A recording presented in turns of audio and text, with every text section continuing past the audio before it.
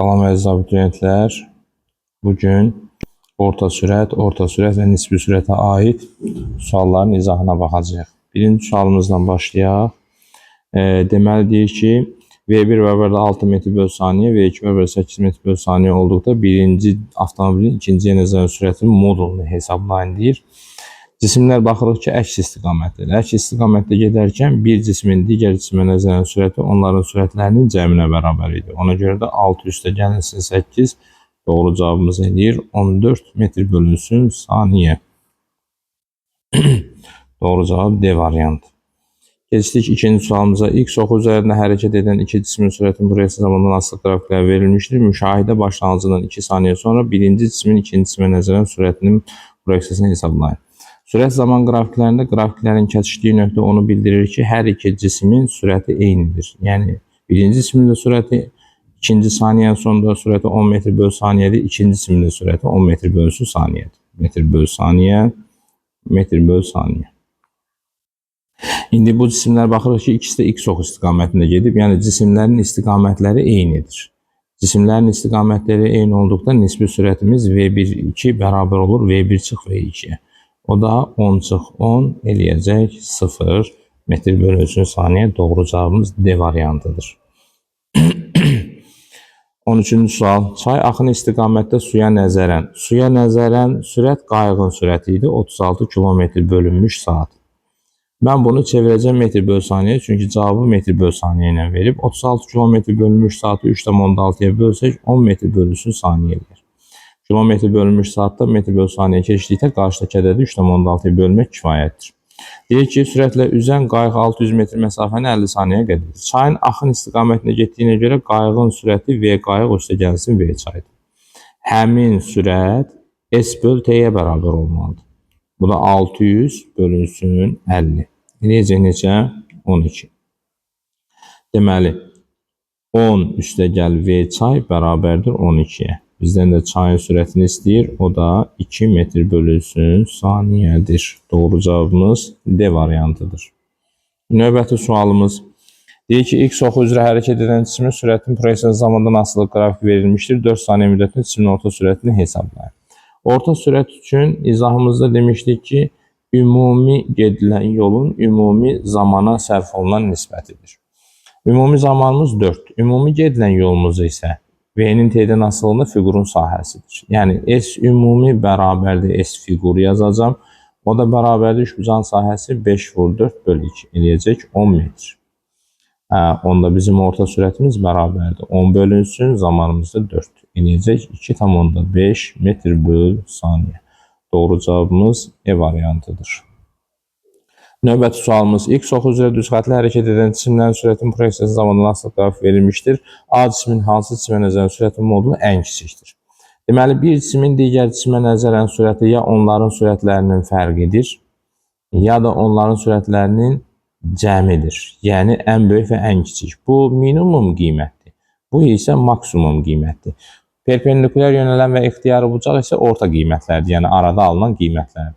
İndi bizə ən kiçikdir deyir. Ən kiçikdir deyirsə, avtomatik mən sürətləri çıxmalıyım. Sürətlər nə zaman çıxılırdı? Cisimlər eyni istiqamətdə gedəndə. Mən A cisminə baxıram. Zaman oxundan yuxarıda olduğuna görə A cismi X oxu istiqamətində, yəni ox istiqamətində hərəkət edir. Demək ki, bizim digər cisimlərimiz də ox istiqamətində hərəkət etməlidir. Ox istiqamətində hərəkət edən 2 və 1-dir. Ona görə də onların içərisində isə modulu böyük olan 1-dir. Ona görə də A cisminin bir cisminə nəzərən sürəti VA çıxılsın V1-dir və bu nəticə minimum nəticədir. Doğru cavabımız 1 olacaq. 24-cü sual. İki cismin yer dəyişməsinin proyeksiyasının zamandan asılı qrafik verilmişdir. Qrafiklərdən hansı ikinci cismin birinci cismə nisbətən sürətin proyeksiyasının zamandan asılılığını ifadə edir? S-in T-dən asıllıq qrafiki bərabər sürətli hərəkətdir hər iki qrafik əsasən. Bərabər sürətli hərəkətdə də sürətin zamandan asıllıq qrafikini biz ya müsbət sabit çəkməliyik, ya mənfi sabit çəkməliyik. Mən bir cismin digər cismə nəzərən sürətin proyeksiyasının müsbət və yaxud da mənfi olduğunu bilməliyəm ki, bu qrafiklərdən hansını çəkəcəyimi bilim. İndi baxırıq. Bax, buradakı bucağın tangensi bizdən ötürü sürəti verildi. Yəni, S-in T-dən asıllıq qrafikində burada qalan bucağın tangensi bizə verirdi sürəti. İndi mən baxıram ki, 2-nin bucağı daha kiçikdir. Ona görə də bizdən ötürü V1 V2-dən böyükdür. Və cisimlər ikisi də x ox istiqamətində bərabər sürətlə hərəkət edir. İkisi də x ox istiqamətində. Demək ki, bir cisimın digər cisimə nəzərən sürəti onların sürətlərinin fərqidir. İndi deyir ki, qrafiklərdən hansı ikinci cisimin birinci cisimə nəzərən? Yəni V2 V1 istəyir, V2 çıx V1. Artıq V2 çıx V1 ifadəmiz mənfi nəticə verəcək. Çünki 2 1-dən kiçik idi. Demək ki, bizim sürətimizin proyeksiyasının zamandan asıllıq qrafiki olacaq mənfi sabit. Çünki bizim V2 birimizin qiyməti proyeksiyası mənfi oldu. Ona görə də doğru cavabımız olacaq A variantı.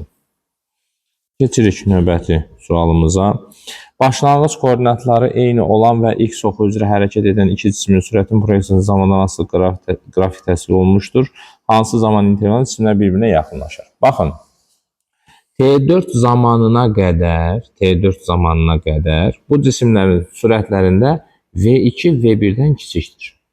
Əgər cisimlərdən birinin sürəti digərinin sürətindən kiçikdirsə və eyni istiqamətdə hərəkət edirlərsə, onda onlar arasındakı məsafə həmişə artır. Həmişə artır. Çünki sürəti çox olan aradakı məsafəni artıra gedəcək. Amma T4 zamanında artıq cisimlərin sürətləri bərabər olub. Yəni T4 zamanında sürətlərimiz bərabərdir. Yəni V2 ilə V1 bir-birinə bərabərdir. Sürətlər bərabərdirsə cisimlər arasındakı məsafə dəyişmir. Məsafə dəyişmir. Artıq T4 T5 intervalında bizim V2 cisimimiz sürətini artıraraq V1-dən böyük olub. Buna 1 cismi deyirəm, buna 2 cismi deyirəm. Artıq V2 cismi V1-dən böyük olub. Artıq arxadakı cisim sürəti böyüdübsə, sürətini artırıbsa, onda cisimlər arasındakı məsafə azalır. Bizdən də cisimlər arasındakı məsafənin azalmasını istəyir. O da T4 T5 intervalı olacaq. T4 intervalında isə cisimlər arasındakı məsafə ən böyükdür. Sonra gəldik 39-cu sualımıza. Baxın, cisimlər bərabər sürətlə hərəkət edir. Cisimlər arasında müəyyən S0 məsafəsi var. Arxadakı cisimin öndəki cisimdən sürəti böyükdür. Yəni V1 V2-dən böyükdür. Demək ki, aradakı məsafə azalacaq. Yəni birinci cisim gəlib ikinci cisimə çatacaq, ondan sonra başlayacaq ondan uzaqlaşmağa. Ona görə də bizim məsafəmizin zamandan asıllıq qrafiki əvvəlcə cisimlər arasındakı məsafə azalar, sonra isə cisimlər arasındakı məsafə başlayır artmağa. Xətt asılı olacaq, çünki cisimlər bərabər sürətlə hərəkət edir. Bir cismin digər cisimə nəzərən, birinci cismin ikinci cisimə nəzərən sürəti 2V çıxılsın V'dir, yəni V. Hər zamanda V qədər cisim yaxınlaşacaq qarşıdakı cismin. Doğru cavabımız olacaq C variantı. 41-ci sualımız deyir ki, iki cismin sürətin proyeksiyası zamandan asılı qrafik verilmişdir. Hansı qrafik ikinci cismin birinci cisimə nəzərən sürətin proyeksiyası zamandan asılılığına uyğundur?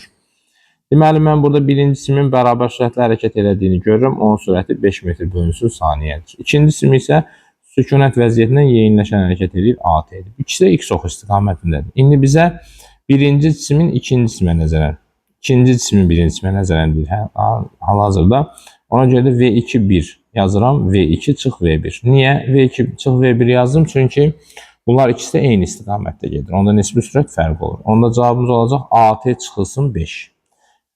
Artıq bizim ikinci cisimin birinci cisimə nəzərən sürətinin proyeksiyasının zamandan asıllıq qrafiki bu şəkildə verilməlidir. Qrafikimiz -5-dən başlayacaq. Başlanğıc sürətimiz -5-dir, amma təcilimiz müsbətdir. Qrafikimiz olacaq bu istiqamətdə. Bu şəkildə. Doğru cavabımız olur D variantı. Orta sürət və nisbi sürət haqqında bu qədər. Kanalımıza abunə olmağı unutmayın. Hər bir mövzuya aid nümunə testlərimiz və nümunə düsturların izahı olacaq. Yenə də burada bu videomuzda qeyd edeyim. Videoları mən çalışıram ki, müddəti az olsun. Sadəcə əsas düsturlarımızı yada salmağa çalışıram və nümunə testlərimizdəki çalışıram toplumun içərisində bu il yeni tipli, yəni yeni misallar hansılardır, onlar üzərindən çalışım. Bu sadəcə sizə təkrar etmək üçün lazım olan videolardır. Yəni mən bütün testlərin hamısını çəkmirəm. sadəcə nümunə olaraq çəkirəm ki, digər testlərdə bu nümunələrə əsaslanaraq işləyə biləsiniz. Diqqətinizə görə sağ olun, təşəkkür edirəm.